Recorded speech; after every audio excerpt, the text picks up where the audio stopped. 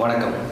பிரபல இயக்குனர் மிஸ்டர் பிரவீன் காந்தி அவர்கள் வந்து ஒரு ஒரு விஷயத்தை பேசியிருக்காரு. ஒரு ஆடியோ லான்ச்சில் நின்றுட்டு இந்த சினிமாக்குள்ள ரஞ்சித், மாரி செல்வராஜ் போன்ற இயக்குனர்கள் வந்ததுக்கப்புறம் வந்து சினிமா வளர்ச்சியே அடையாமல் தளர்ச்சி ஆயிடுச்சு அப்படின்ற மாதிரி ஒரு விஷயத்த பேசிட்டு அப்புறம் என்ன சொல்றாரு அப்படின்னா, இவங்கெல்லாம் வந்ததுக்கப்புறம் தான் யார் என்ன ஜாதி அப்படிங்கிறதே தெரிய ஆரம்பிச்சிது சினிமாக்குள்ள.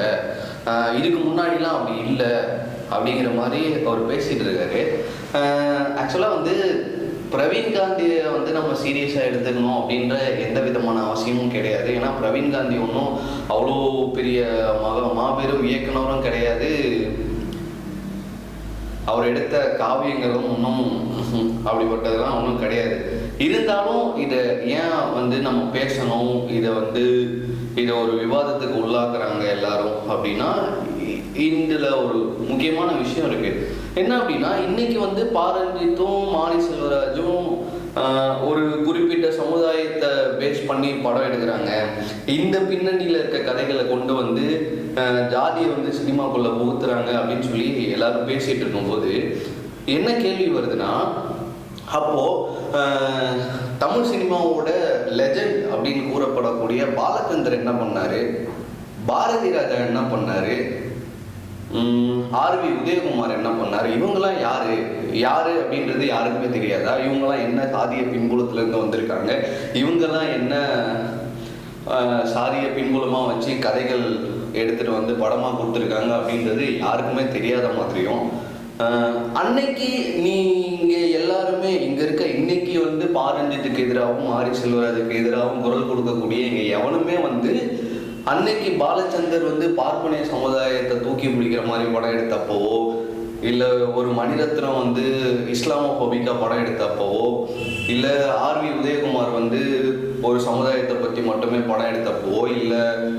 பாரதி ராஜா படம் எடுத்தப்போ யாருமே எதுவுமே இங்கே கேட்கவே இல்லை. இன்னைக்கு வந்து ரஞ்சித்தையும் மாரி செல்வராஜையும் மட்டும் அட்டாக் பண்ணுறீங்க, வெற்றிமாறனை மட்டும் அட்டாக் பண்ணுறீங்க அப்படின்னா, இங்கே பிரச்சனை எங்கே இருக்குது அப்படின்னா உன் மண்டக்குள்ளே தான் இருக்குது. ஏன்னா இங்கே வந்து பேசும்போது என்ன சொல்லுவாங்கன்னா, இதெல்லாம் வந்து பேசுகிறவங்க என்ன சொல்லுவாங்கன்னா, சினிமாக்கெல்லாம் ஜாதி கிடையாதுப்பா, இங்கே யாருங்க முதல்ல இந்த நாட்டில் எல்லாருமே ஒத்துமையாக தான் இருக்காங்க, இங்கே யார் வந்து சாதியை பார்த்து பழகிறா அப்படிங்கிற மாதிரியான விஷயங்களை வந்து தொடர்ந்து இந்த மாதிரியான கருத்துக்களை வச்சு தான் அவங்க வந்து இந்த கேள்விகளே எழுப்புறாங்க. ரஞ்சித்தையோ இல்லை மாரி செல்வராஜோ இல்லை சாதி அடக்குமுறைக்கு எதிராக யார் படம் எடுத்தாலும் என்ன படம் எடுத்தாலும் இந்த ஒரு கேள்வியை வந்து திருப்பி திருப்பி கேட்டுட்டு இருக்காங்க. இல்லை விஷயம் என்னன்னா, இதே ஊர்ல தான் என்னை விட நீ நல்லா படிக்கிறியாடா, இல்லை என்னை விட நீ எந்த விதத்தில் வசந்தவன், உன்னை பார்த்து நான் கற்றுக்கணும், நீ என்னை விட கீழ்ஜாதிக்காரன் தானே அப்படின்னு சொல்லி தான் நாங்குநேரியில் ஒரு பையனை வெட்டினானுங்க. அங்கே யாருமே சாதி பார்க்கலையா? அப்படி இல்லை அப்படின்னா வேங்கை வயலில் குடிக்கிற தண்ணியில் பிஏ கலந்தானுங்க. அங்கே வந்து எந்த மாதிரியான விஷயங்களுக்காக வந்து பிஏ கலந்தானுங்க? இதில் வந்து சாதி அடக்குமுறையோ இதில் சாதியோ இல்லையா? தொடர்ந்து இந்த அக்டோபர் 30 இல்லை சித்ரா பௌர்ணமிக்கு ஈசிஆருக்கு போகிறதோ, இந்த மாதிரி ஜாதி சங்கங்கள் மாநாடோ இல்லை வள்ளி கும்மியோ இதெல்லாம் தொடர்ந்து நடந்துக்கிட்டு வரும்போது அங்கே போயிட்டு அங்கே இருக்க அந்த ஜாதிய பின்புலத்தில் இருக்க சின்ன சின்ன பசங்க, ஸ்கூல் படிக்கிற காலேஜ் படிக்கிற பசங்க மத்தியில் வந்து அவங்களோட மனசில் இந்த சாதிய வன்மத்தையும் இந்த தேவையே இல்லாத சாதி பெருமைகளையும் ஒரு கற்பனையான சாதி பெருமைகளையும் வந்து மண்டையில் ஏற்றும் போது இங்கே யாருக்குமே இந்த சமுதாயத்தில் சாதியே கிடையாது. இந்த ரஞ்சித்தும் மாரி செல்வராஜும் வெற்றிமாறனும் படம் எடுக்கும்போது மட்டும்தான் இந்த சாதி வந்து எல்லார் மத்தியிலையும் போய் சேருது. அப்படி தானே? முக்கியமாக இன்னும் ஒரு விஷயம் என்ன சொல்கிறாங்கன்னா, இந்த சங்கிகள் தான், வேற யாரும் இந்த விஷயத்தை வந்து தூக்கிட்டு வர மாட்டாங்க. பொதுப்படையில் வந்து இந்த காலத்தெல்லாம் யாருங்க சாதி பார்க்குற அப்படின்னு பேசிட்டு கடந்து போயிடுவாங்க. ஆனால் இந்த சங்கிங்க வந்து ஒரு விஷத்தை கக்குவானுங்க. என்ன மாதிரி விஷத்தை கக்குவானுங்க அப்படின்னா, இந்த வெள்ளைக்காரனும் முகல்ஸும் உள்ள வந்து தான் வந்து இந்த சாதியை வந்து இந்த சாதிய கட்டமைப்பு எல்லாத்தையும் உருவாக்குனாங்க, அதுக்கு முன்னாடிலாம் இல்லவே இல்லை அப்படின்னு வந்து பேசுவானுங்க.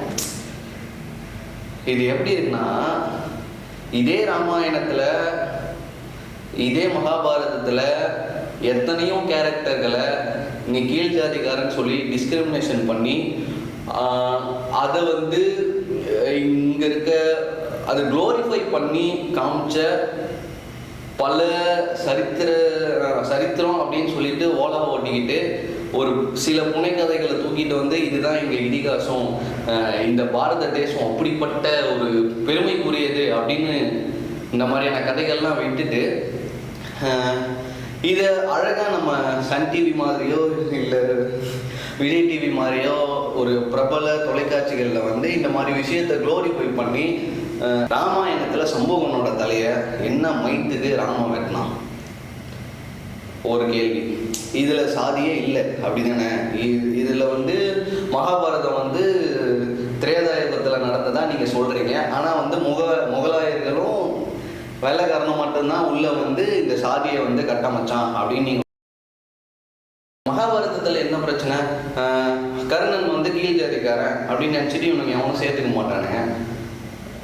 இதெல்லாம் வந்து காலகாலமாக நீ எழுதி வச்சிருக்க இந்த பார்ப்பனர்களை பார்த்து எவனும் எந்த கேள்வியும் கேட்காம அதை நீ கையில் பிடிச்சிட்டு இந்த ஒரு சில சமுதாயத்தை ஒடுக்கிறதுக்காக உனக்கு அது வசதியாக இருக்குது, உனக்கு கீழே ஒருத்தன் இருக்கான், நீ நசுக்கிறதுக்கு ஒருத்தன் ஈஸியாக கிடைக்கிறான் அப்படிங்கிறதுக்காக நீ அதை இறுக்கி பிடிச்சிட்டு இருக்க.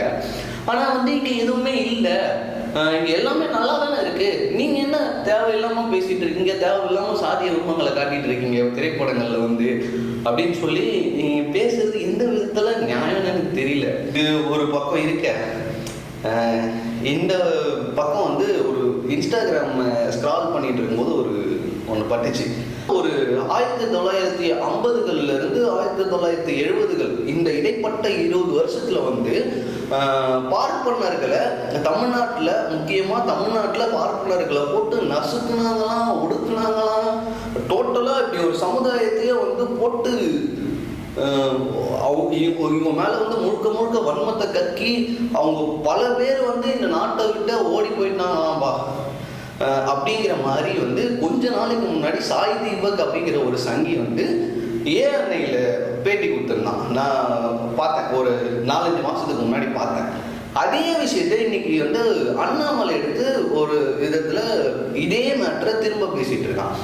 ஏங்க நீங்கள் வந்து மனசை தொட்டு சொல்லுங்கள், இங்கே இந்த சாதிய வன்மங்களுக்கு, சாதிய தாக்குதலுக்கு உள்ளாகி இந்த காஸ்ட் டிஸ்கிரிமினேஷனுக்கு பயந்து இப்படி ஒரு சமூகத்தை மட்டும் ஒரு டார்கெட் பண்ணி இவங்க அட்டாக் பண்ணுறதுனால தமிழ்நாட்டிலேருந்து புலம்பெயர்ந்து உலக நாடுகளுக்கெல்லாம் போயிட்டாங்கன்னா இங்கே யாருமே கிடையாதான் பார்ப்பனர்கள். அப்போ மயிலாப்பூரில் இருக்கவன், கும்பகோணத்தில் இருக்கவன், ஸ்ரீரங்கத்தில் இருக்கவன்லாம் யாரு? நீங்கள் வந்து ஒரு விஷயத்தை ஒரு விஷயம் வந்து இங்கே தப்பாக இருக்குது அப்படின்னா எங்கள் கேள்விகள் எழதான் செய்யும். அவன் வந்து ஒரு முறையான கல்வியை கற்றுக்கிட்டு இங்கே வந்து இது சரி இது தப்பு அப்படிங்கிற ஒரு பகுத்தறிவு கொஞ்சம் கொஞ்சமாக எல்லாருக்கும் இங்கே கிடைச்சிட்டு இருக்கும்போது இங்கே வந்து சரமாரியான கேள்விகளும் இங்கே மத ரீதியான பிரச்சாரங்களுக்கு எதிராகவும் சாதி ரீதியான அடக்குமுறைகளுக்கு எதிராகவும் இங்கே வந்து குரல்கள் எழதான் செய்யும். அதை உன்னால் தாங்கிக்க முடியலன்னா நீ போடா பாகிஸ்தானுக்கு, நீ போ. இதை எதிர்த்து கேள்வி கேட்குற என்னை பார்த்து நீ பாகிஸ்தானுக்கு போடா அப்படின்னு நீ சொல்கிற அப்படின்னா நீ போ, நான் ஒய் மீ. இங்கே இவ்வளோதான். இங்கே வந்து தொடர்ந்து இந்த மாதிரியான விஷயங்களை பேசிகிட்டே தான் இருக்கானுங்க. இதை ஒன்றும் சொல்கிறதுக்கு இல்லை.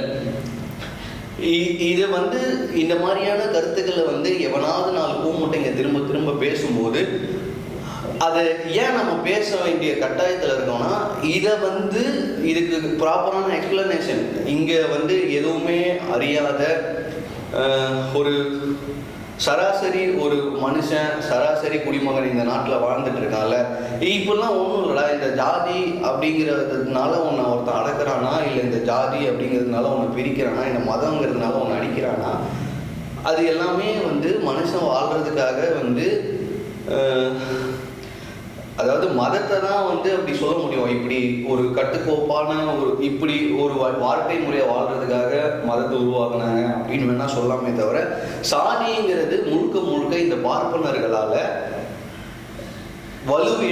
வலு இல்லாத இங்கே இருக்கக்கூடிய ஒட்டுமொத்த இந்திய சமுதாயத்தில் இருக்க மக்களையும் அவனால் எதிர்த்து சண்டை போட முடியாமல், என்னை அவனால் அடக்க முடியாமல் சாமி பேரை சொல்லி என்னை வந்து அவனுக்கு கீழே வச்சுக்கணும் அப்படிங்கிறதுக்காக அவன் போட்ட ஸ்கெட்சு தான் அப்படிங்கிறத இங்கே இருக்க சாமானியனுக்கு எடுத்து சொல்ல வேண்டியது இந்த சமூகத்தில் இது ஒரு முக்கியமான வேலையாக நான் பார்க்குறேன்.